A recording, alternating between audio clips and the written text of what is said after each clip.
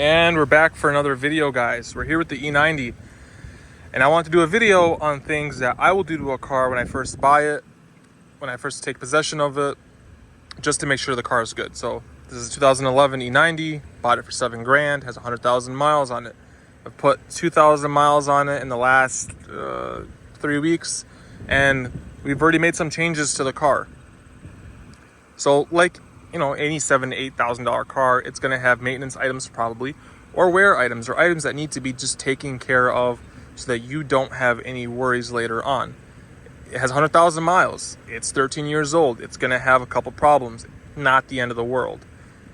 So first things first is when you buy a car, you either get a PPI or you do your own inspection on it. I'm not a mechanic. I wouldn't even consider myself to be a shade tree mechanic. I do what I can.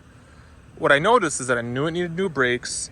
I knew that the power steering reservoir was leaking. Took care of that. It has 2 open recalls. Those are going to get taken care of. One of which will replace the valve cover gasket because they're going inside of the car to take the Vanos bolts out or do something with them, which means I get a new valve cover gasket, which is pretty cool. Otherwise, maintenance items I knew it needed were it needed brakes all around. It could probably use a transmission oil drain and fill. BMW says lifetime fluid. Lifetime to BMW means 100,000 miles. So we'll see how much they want to charge us for it, and we'll consider doing that. Fluid's kind of expensive apparently. But just a drain and fill, not a full flush, not a pump and dump flush, nothing like that. Otherwise, other maintenance items it needed was water pump and thermostat. They're not leaking, they're not bad. But the original owner bought it since brand new, said he never touched them.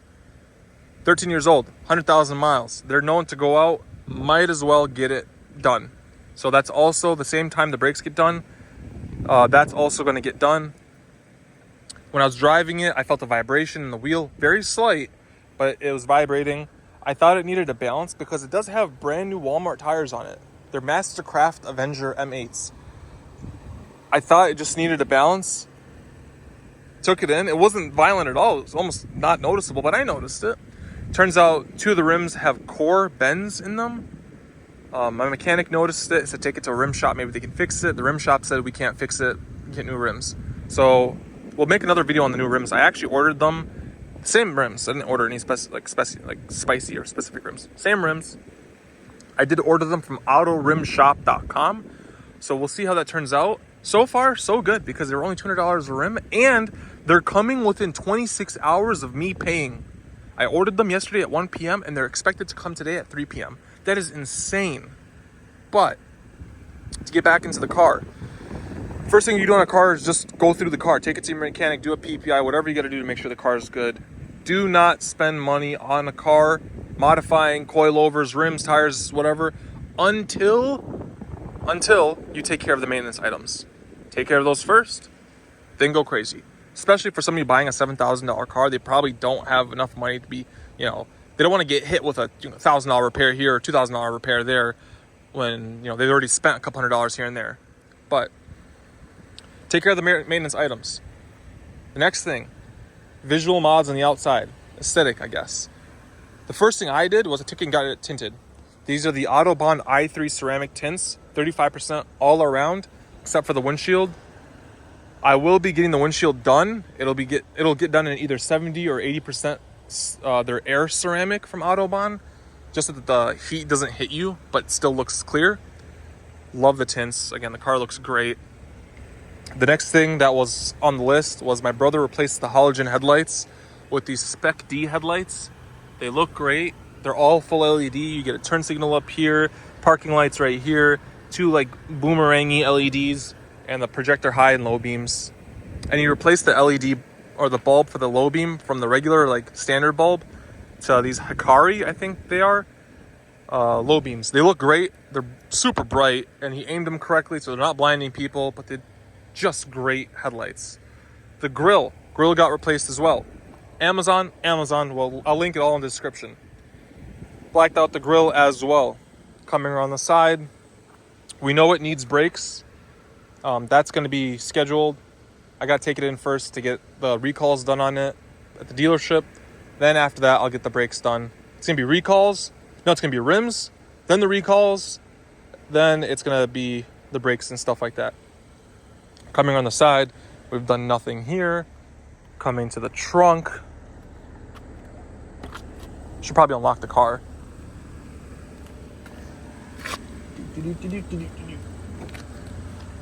So it's kind of weird. This trunk doesn't like open up, like fling up like it's supposed to, or not like it's supposed to, but like the other cars do. It has these hinges that are weird, but trunk is perfect. These are the LED lights we went with, the Hikari. They're amazing. He's run them on the Scion, loves them, so we ran them on this car as well. Something we noticed after buying the car is that it does not have fold flat seats. It doesn't even come with a pass-through. BMW, what are you doing? Not a big deal, but we noticed it after we got the car. If you look over here, you'll see that we integrated a backup camera into the trunk button. And we'll talk about that more in a second. Coming around the back. Oh, hold on, people. Coming around the back. BMW, come on. Oh. That's why you always open the window, because I must just locked myself out of the car. There we go. Did absolutely nothing to the back. Gave the car a quick wipe down, but otherwise it's fairly clean back here. Now to the interior things we've done to the car. So, gave her a quick wipe down. The car turned out very clean anyway from when we got it from the owner. I just wiped the interior down with the chemical guys, the yellow inner detailer. Oh, I love it. Works great. Got all the gunk out. But we cleaned up the interior. Quality of life things I got right away were these drop stops. These are little seat-like wieners that go in between your seats. They go through the seatbelt goes through them so that you don't drop your phone. This is like an 1.5 inch crack, so you don't drop your phone, your keys, or your wallet from your pocket into these little crevices. I buy them for all the cars. I love them.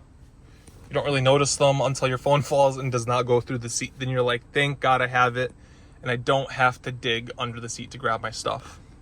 So that was something we bought right away. Another thing we bought right away was we noticed that the cup holder on the passenger side didn't work. Now it works, so we ordered that. I think this one's not the original one, because when I saw photos, the photos showed that the original one had black buttons. These are silver, and this is, again, an Amazon one, and it's silver. This one works fine. This is the one that was in the car already. It works fine. It's actually very sturdy for what it is, so I'm kind of surprised. But we took care of that broken one right away as well. We needed a phone mount, so we went with this Lysen wireless charger. It's wired, but wireless charger. Phone mount. It's sturdy. It doesn't move. It doesn't wiggle. It doesn't jiggle, and it holds your phone, and it's plugged in here. Coming to the center console, it's small. That's what she said. But the USB port is in the 12 volt, like a socket. It's in a weird place. I wish it was sticking out from like here coming out or here coming out, but it's not. It's here coming up. And as you can see, I put a very, very shallow 12 volt socket or 12 volt charger. And even then with the cable sticking out, the iPhone cable and this Android cable, it's still like almost coming out of the actual container. So kind of a weird design by BMW, but took care of that. You also have a 12 volt down here if you guys didn't know. So that's the other USB charger is. I'm going to get a radar detector, which is another thing that I buy right away. I got to go find one that I want. I want to get the Uniden R7, but we're going to just run that through and plug it in over here, which is why I like how BMW puts one down there.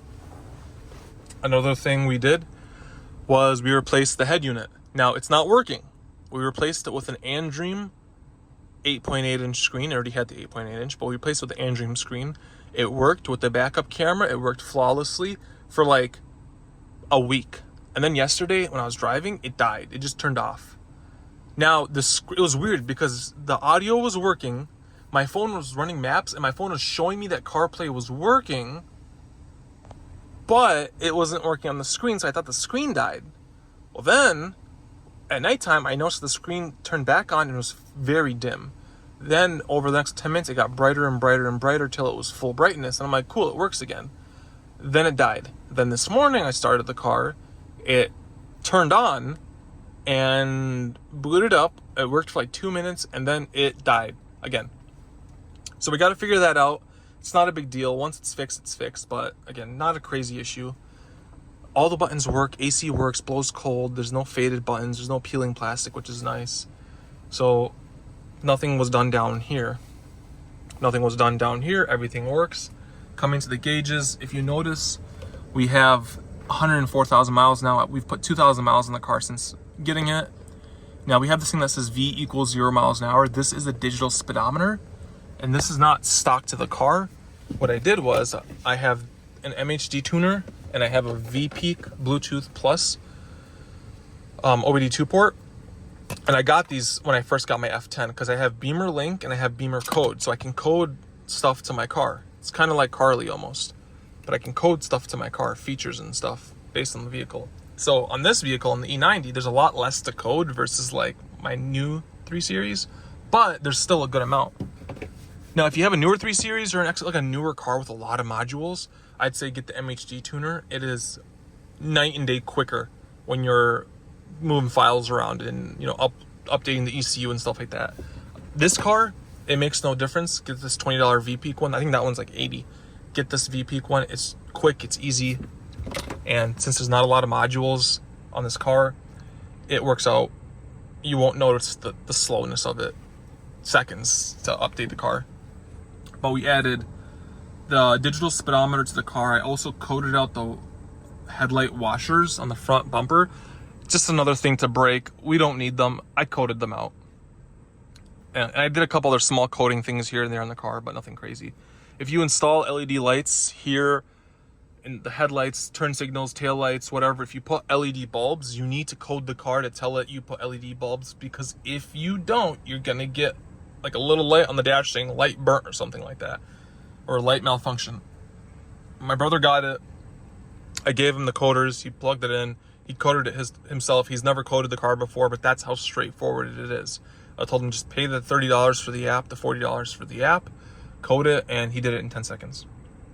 So that's another thing. Code the car to your liking right away. Go on the forums, see what you can do with the car, what you can code, and just start coding the car.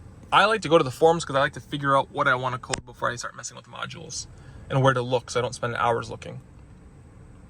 Code the car, did a little changes, wanted a backup camera, installed it. Clearly it's not working, but it happens.